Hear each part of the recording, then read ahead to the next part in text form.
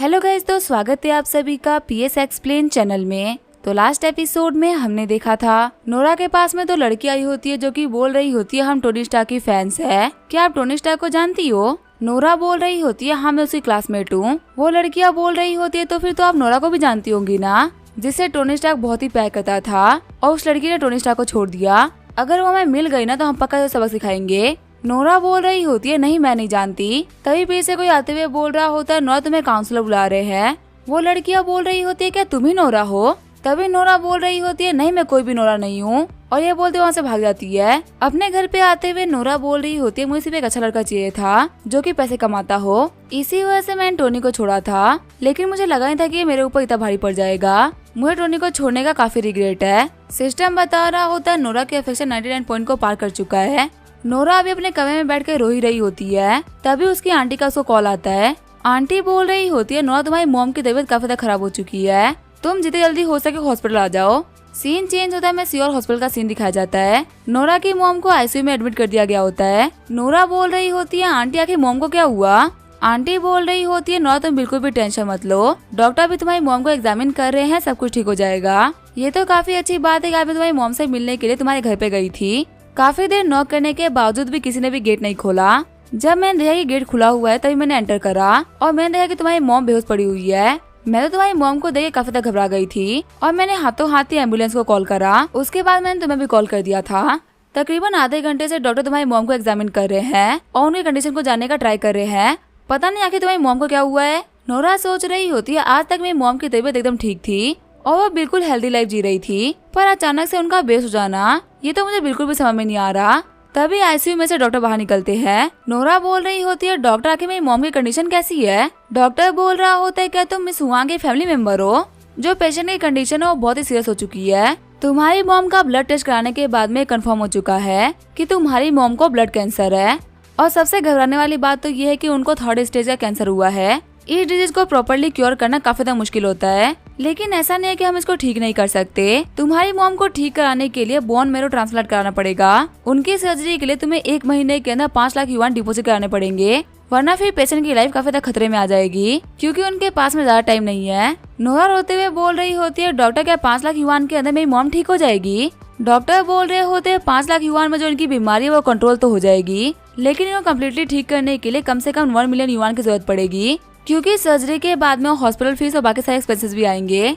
1 million सुनकर Nora एकदम shocked हो गई होती है। नोरा बोल रही होती है आखिर 1 मिलियन युआन में लाऊंगी कहाँ से? जब मैं बहुत छोटी थी तो मेरे फादर को गैम्बलिंग का शौक हो गया था और हमारी फैमिली के ऊपर काफी सारा कर्जा करने के बाद में वो भाग गए। जब तक वो हम लोग के साथ में रहे थे उन्होंने मेरी मॉम को काफी ज्यादा मारा पीटा और हमें बहुत सारी दिक्कतें दी।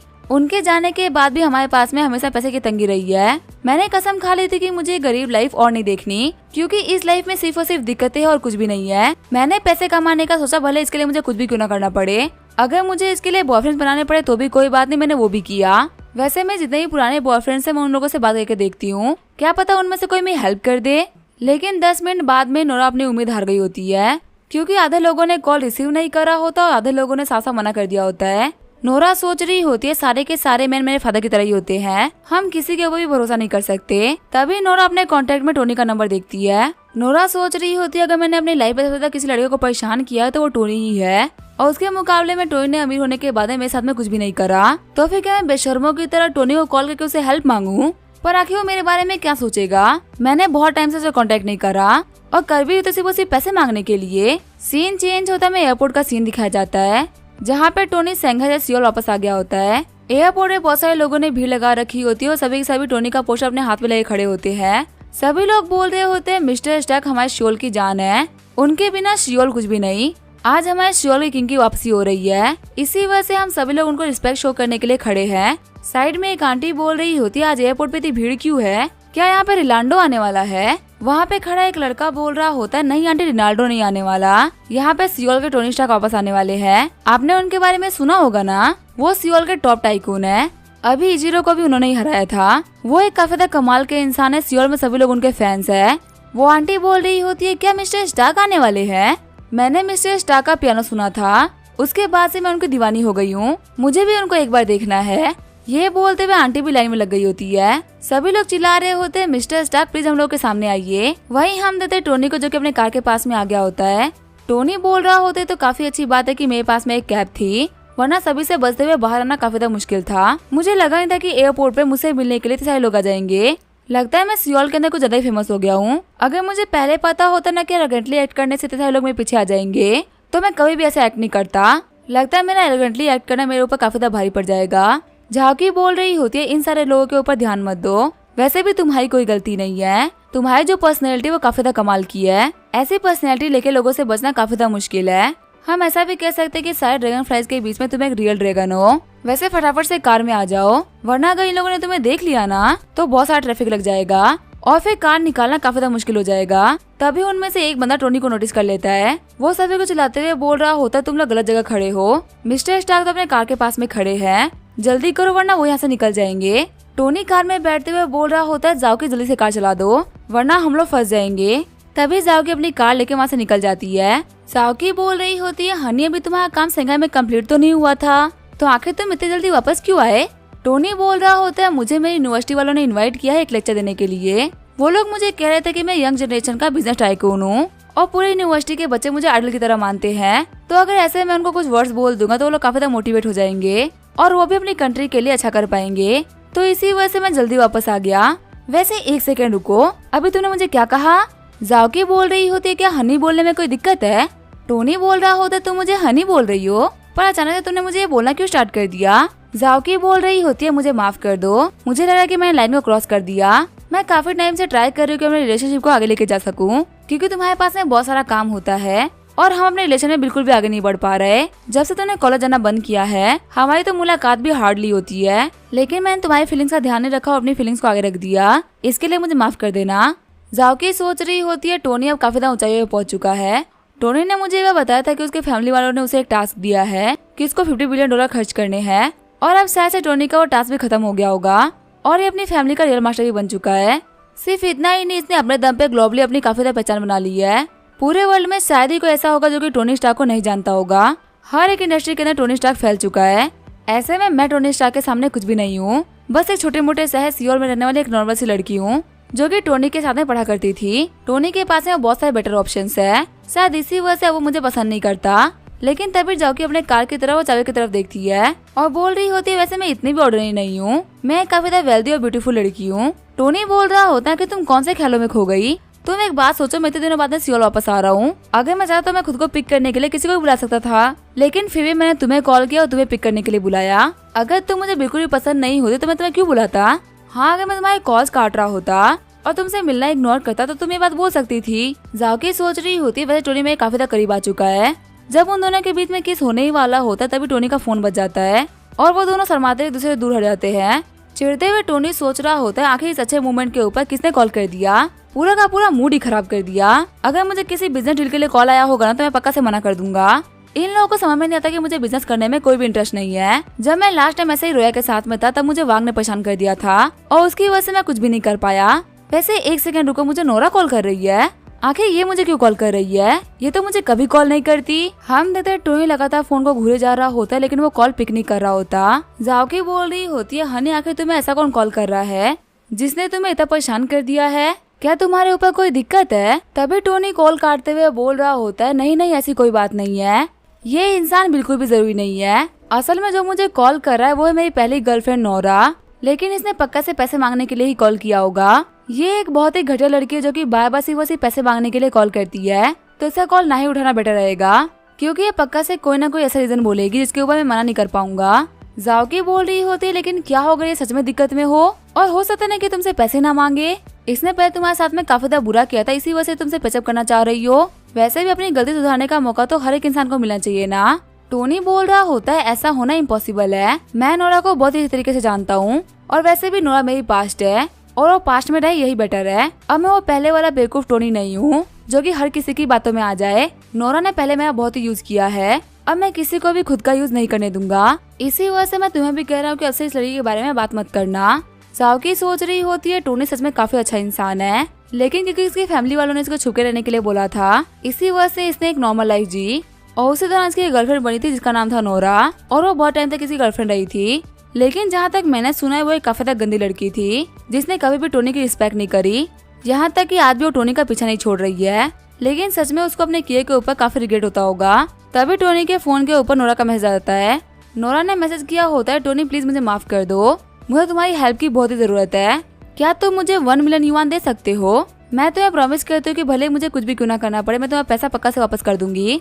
तुम मेरे ऊपर लास्ट टाइम भरोसा कर लो, भले इसके बाद मेरे ऊपर कभी भरोसा मत करना। जाओकी सोच रही होती है आखिर अब क्या हो गया, टोनी फिर से इतना सीरियस क्यों हो गया। मैसेज दिखाते हुए टोनी बोल रहा होता है, देखो मैंने बोला था ना कि ऐसा ही होगा, इसने पैसे मांगने के लिए ही कॉल किया था। एक इंसान भले ही खुद को कितना ही चेंज क्यों ना कर ले, लेकिन वो अपनी फितरत नहीं बदल सकता, और नोरा भी उन्हीं में से एक इंसान है जो कि अपनी फितरत कभी नहीं बदल पाएगी।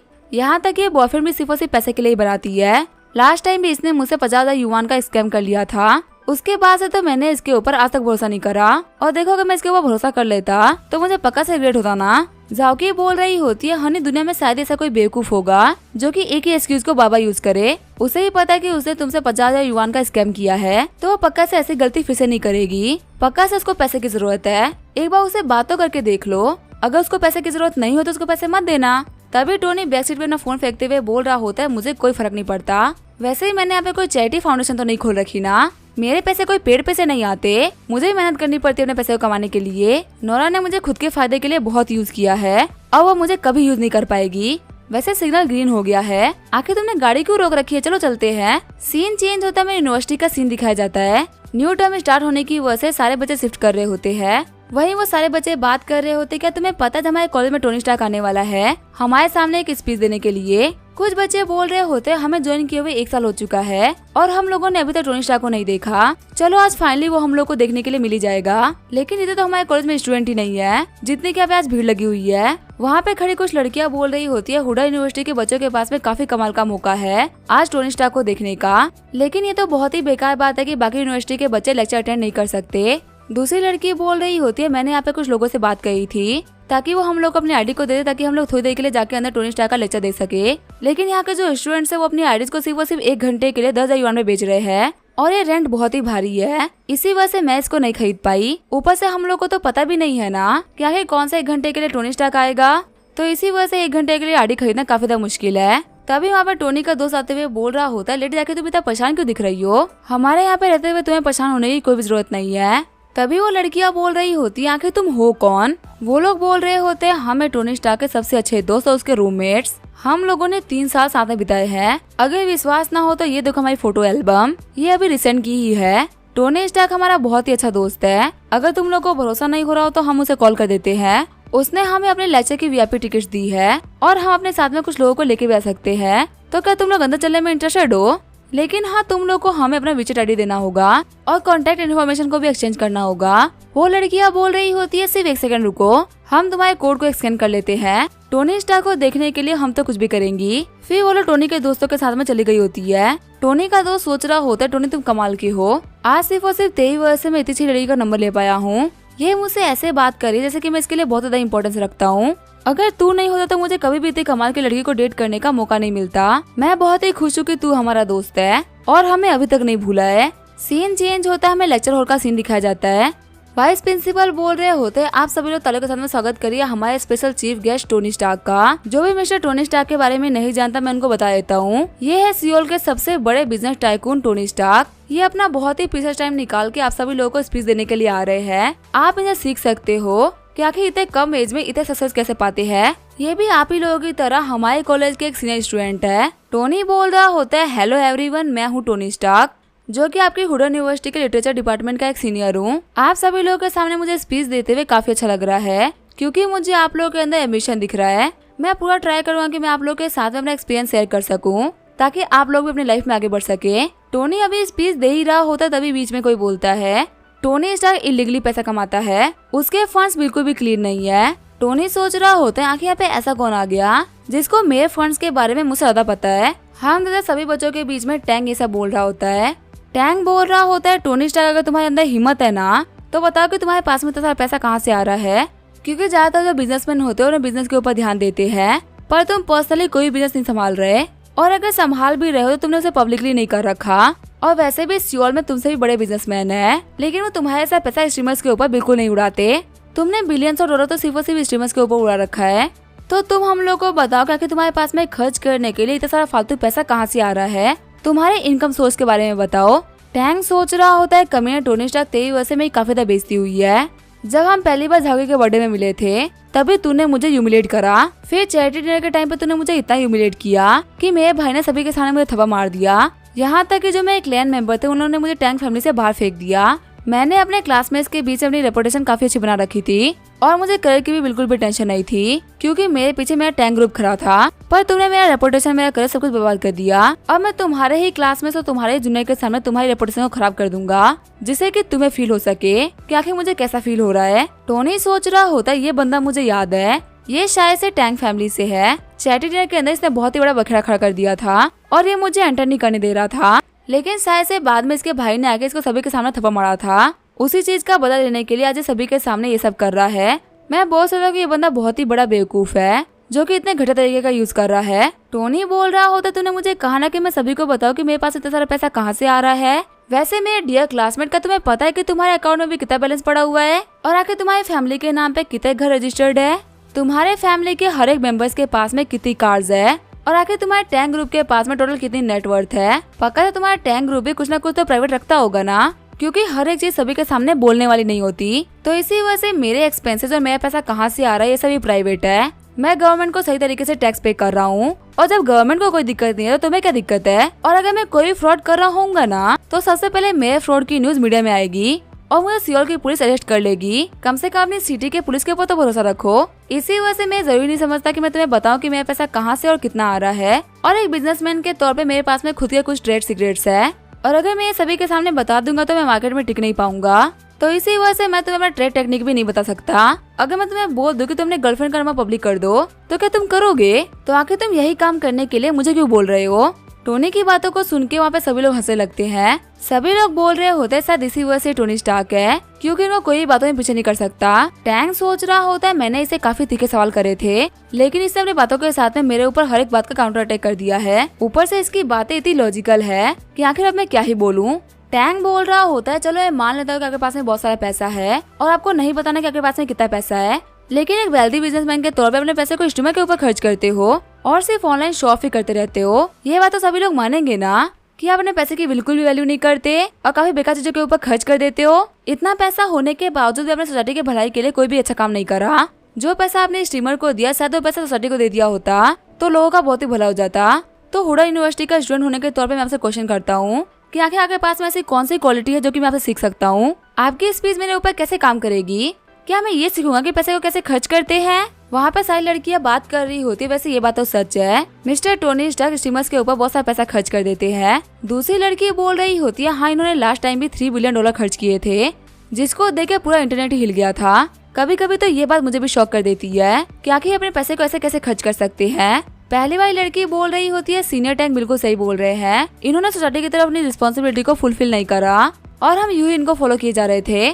टोनी सोच रहा होता है ये टैंक तो पहले से काफी ज्यादा स्मार्ट हो चुका है, इसे पता था कि मुझसे बातों में नहीं जीत पाएगा। इसी वजह से इसने एंटी वेल्दी टेक्निक को यूज करा। यहाँ पे जो भी मैंने पैसा खर्च किया वो मेरा ही पैसा है, लेकिन ये सभी लोगों को भरोसा दिला दिया कि वो पैसा सोसाइटी के भलाई के लिए काम आ सकता था। और अब ये सभी लोग मेरे ऊपर अपने वर्ड्स का अटैक कर रहे हैं।